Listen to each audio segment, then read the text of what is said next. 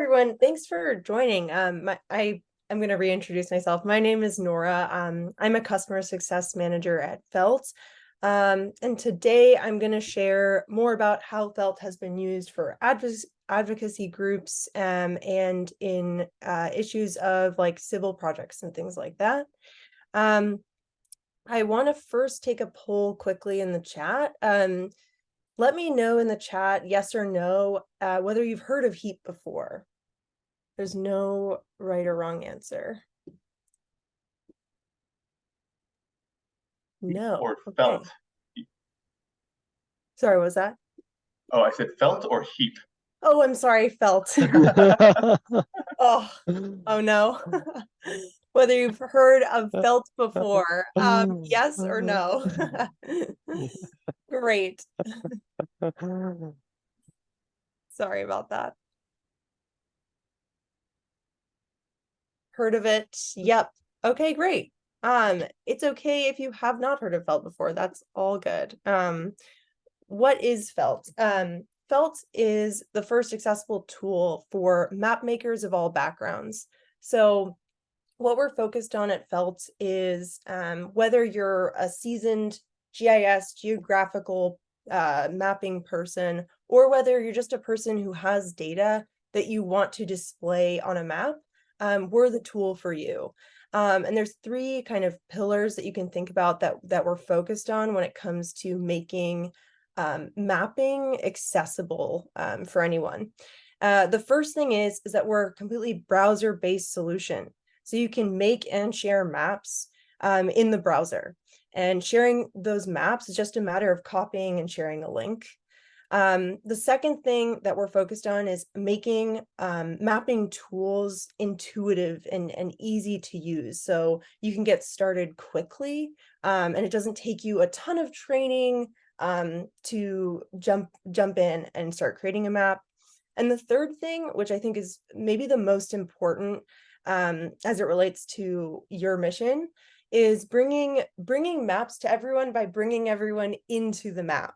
And I mean that literally. So Felt is a place where you can invite collaborators and people to jump into the same map, look at things together, start to add things and add feedback and collaboration. And I'll show you in some examples later how that really comes into play. So that's kind of what Felt is. But in terms of how Felt works, there's three key factors that I just want to highlight in slides before we get started with showing you some example maps. So the first thing is we allow you to upload anything to a Felt map. And by anything, I mean basically anything. If you know about spatial data formats, we support a variety of different formats, such as like tons of different vector file types, raster files, as well as spreadsheets like CSVs, Excel spreadsheets. We allow you to just drag and drop those files onto a Felt map, and Felt will use machine learning on the back end to identify what that data is, how to display it, as well as making it internet fast so that there's no lag when you're zooming in and out. And we'll see that in action when we look at some example maps as well. We also allow you to upload things like photos to Felt, and we support geotagged photos. So you can basically, if you have a project where you're taking photos on the street, you can upload those to Felt and we'll display where those photos were actually taken. So we start by making it easy to add data from in whatever format you have it in and bring it onto that map. The second thing that I want to call out is we have powerful mapping tools. So as I said before, Felt is a like intuitive mapping tool, but behind that is a lot of power. There's a lot of options in terms of how you can visualize and style the data to ultimately call out trends and patterns that are inherently spatial. And the other part of that is tools that allow you to mark up that data that you've uploaded to Felt and actually start adding additional data using the tools that we have in any map. And the third thing in terms of how felt works is everything that we do is built for sharing that map and soliciting feedback on that map. I'll show you soon in an example map that you're able to get comments and feedback directly on the map. So every comment has a specific location that it is tied to. And this allows you to kind of have that community-based collaborative workflow in terms of being able to look at something together, work on something together, and have that feedback all in one place instead of via like some email thread or something where you're trying to call out different things that are important. And so what I really want to spend time on is showing you some example maps that I've pulled from a variety of people on Twitter, maps that we've found at Felt internally and want to share. And so to do this, I'm going to actually share the map with you. So I'm going to do that in chat now. And I'd love for you to open this map. What I've done to share that is just clicked on that share button, and I've set public access to view and comment. So as you are loading that map up, I'm seeing all these anonymous users start to pop in on my map. And you should be able to all see the map, see the data that I've added to it, and we're going to walk through. Before I walk through, though, I do want to call out the comments list. So you all have comment access in Felt in this map. And if you click on that comment list and you move your mouse around, you'll see this kind of like teardrop icon follow. And if I click anywhere on the map, I'm able to type in a comment and leave a comment there in my comment list. So as I go through, I would love for you to add comments to this map. I'm going to go ahead and resolve this one just by clicking resolve, and it will kind of disappear. Feel free to add comments, feel free to add questions. I'd love you to interact with the map this way as I go through and kind of work through some example maps. Another thing that you're seeing on my screen is this toolbar. Because a lot of you are anonymous, you won't see that, and that's okay. You'll only see that if you're editing a map and you've created a Felt account. So don't worry about that as much. If you want to interact with this map, use the comments instead.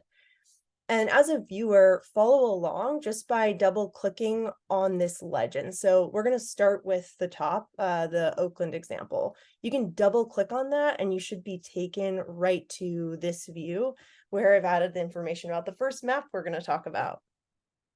And if you have any questions, just feel free to put them in the chat. But I think I've done all the housekeeping for how to use this map, and I can already see a few comments, which is awesome. Great. Cool.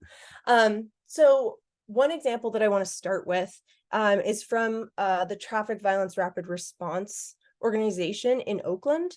And they were started because with a mission to kind of advocate for safer streets to prevent injuries and fatalities, especially with pedestrians and bikers.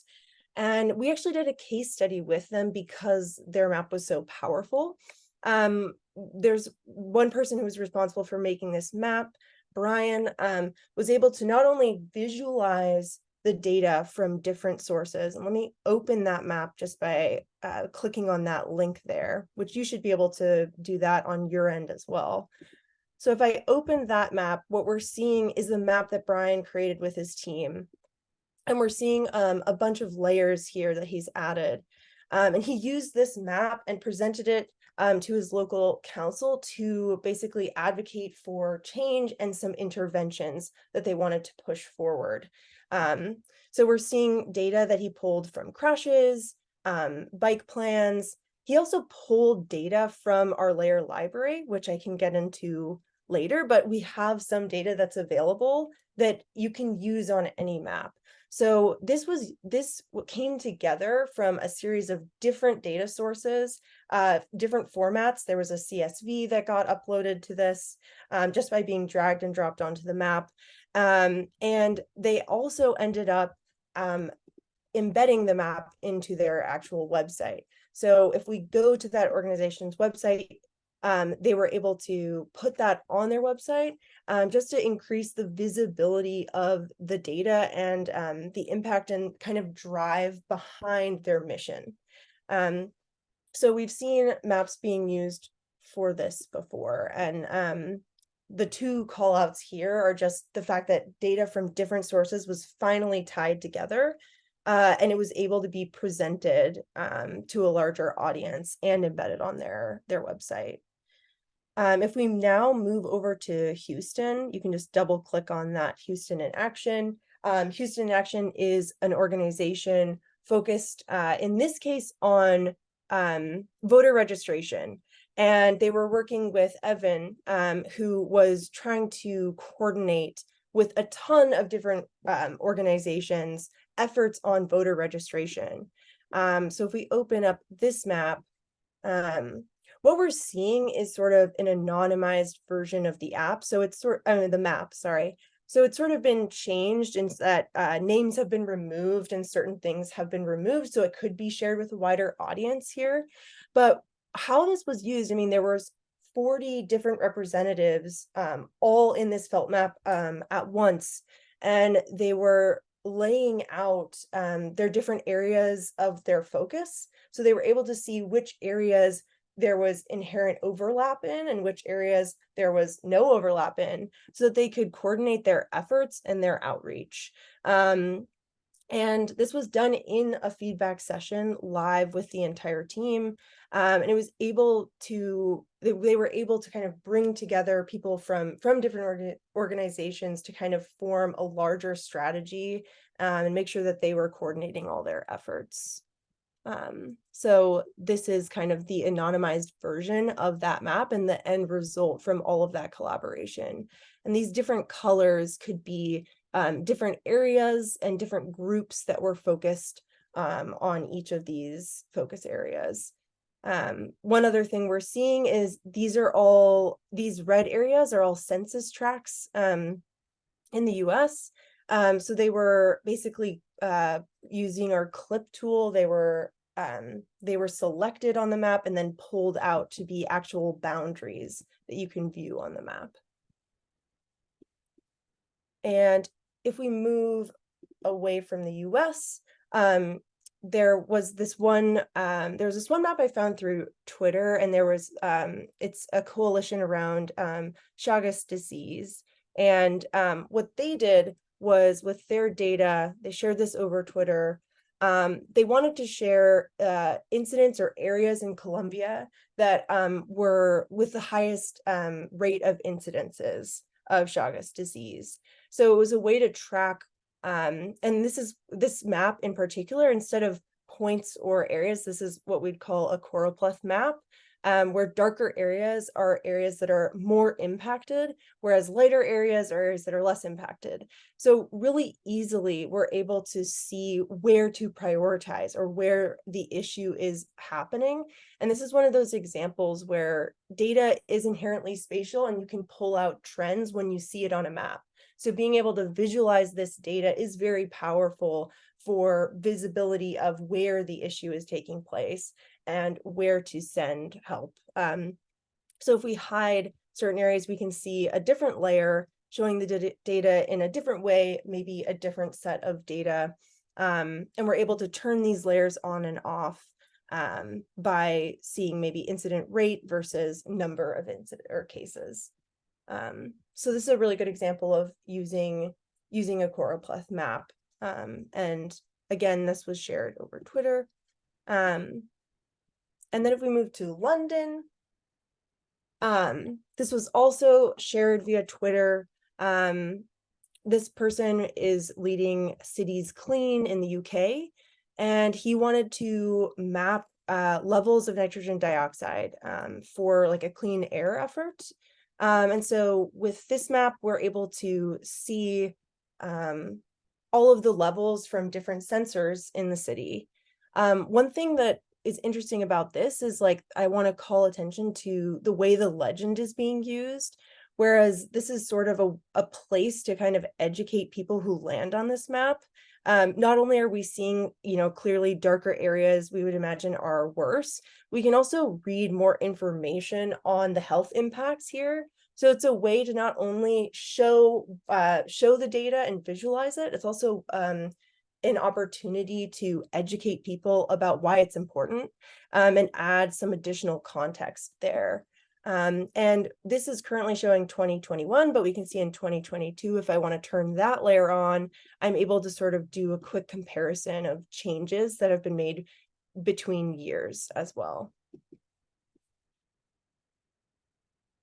And then the last section I want to focus on is Toronto, which I marked up as home. We have a comment, our gracious host for this month. And I found two maps that I wanted to talk about that were based in Toronto, with data focusing on Toronto. And we have one person, Lanrick Bennett, who I noticed in the Slack group, it was a part of the Slack group for Civic Tech Toronto. So I was not sure if he would show up, but he has made a felt map before, and I put a wave icon because maybe he would be here.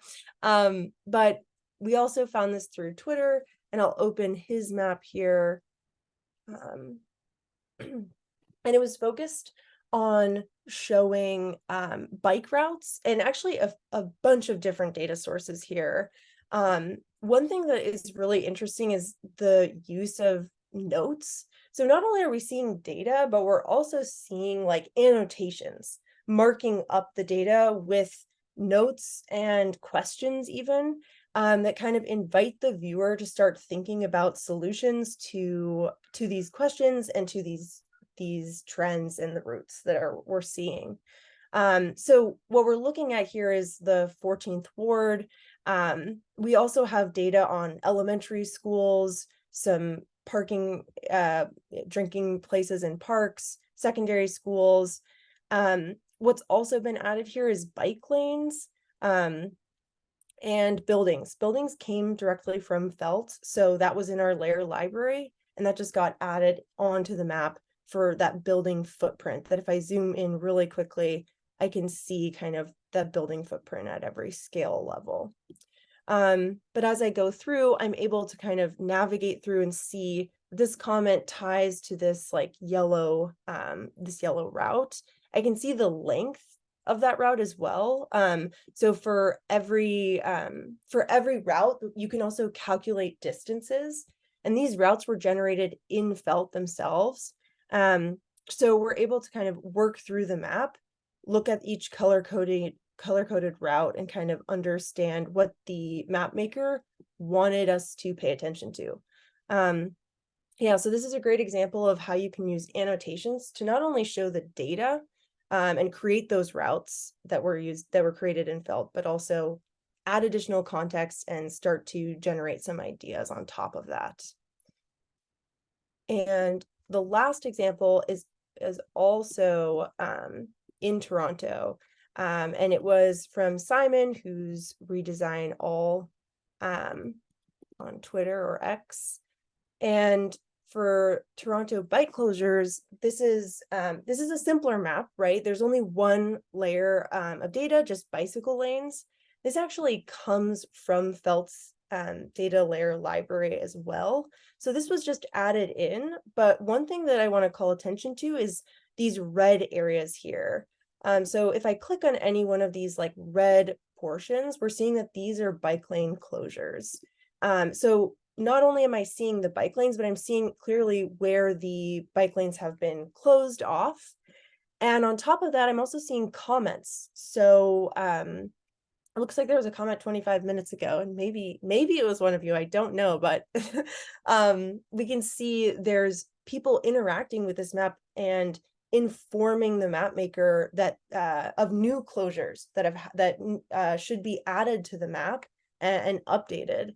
And if I zoom out, I can see all these comments, but I can also look at older comments. So if I click on that comment list and I click on the three dots, I can show resolved comments. And now we're seeing a much larger list of historical comments where people called attention to new closures. And so we can see as we work through this map, a lot of these red areas that we saw on the map without the comments were actually marked off because of users who had gone into this map and added a comment informing the map maker, hey, we need to update this and close off the road. So this is a great way or a great example to show all the different ways in which you can use comments to get feedback. And you can even thread comments, so it can become more of a conversation. And as soon as this gets resolved, it gets removed from the map, but you can still always revisit it to get kind of that historical record of changes that were made to the map through different users commenting. So those are all my examples. I want to take a step back and look at any comments. If you have any questions, again, feel free to add a comment on the map. I also wanted to, I know that there's going to be like a breakout session later, but I wanted to give you the opportunity to create a starting map. And I actually created that, and I'll put that in chat. And as soon as you create your own Felt account, you'll be able to duplicate this map that I'm showing you right now. And from there, you can start to play around and add your own data. So, if you're anonymous on this map, you won't be able to duplicate the map to your own account. But as soon as you sign up, and it's free to sign up, it should take like 30 seconds. You can click on Felt Duplicate Map and get started with adding data. One data source I found that I'm sure a lot of you already know about is Open Toronto, the Toronto's Open Data Portal. So you can drag and drop any data you download here onto the map. For instance, like if I want to look at like public art as a GeoJSON format, it doesn't really matter that it's GeoJSON. Felt will just start processing that data and figuring out how to display it. I've already added treed spaces. We can see the responsiveness of zooming in and out. I can hide those two layers and then look at all my public art. So that's just one way to get started with adding data. And I also encourage you to look at our layer library as well. These are layers that Felt has added already. So you can look through these and add any type of layer or search for any layer. And if you don't find the layer you're looking for, you can always request a layer. But you can, for instance, add local parks, which is what I have already done to this map here. And I really encourage you to try it out. I think like the best way, especially because Felt is free, like the best way to get started, especially if you have data that you already want to play around with, is just to duplicate this map, drag and drop that data on, and start playing around with it, and kind of the different options for visualizing it.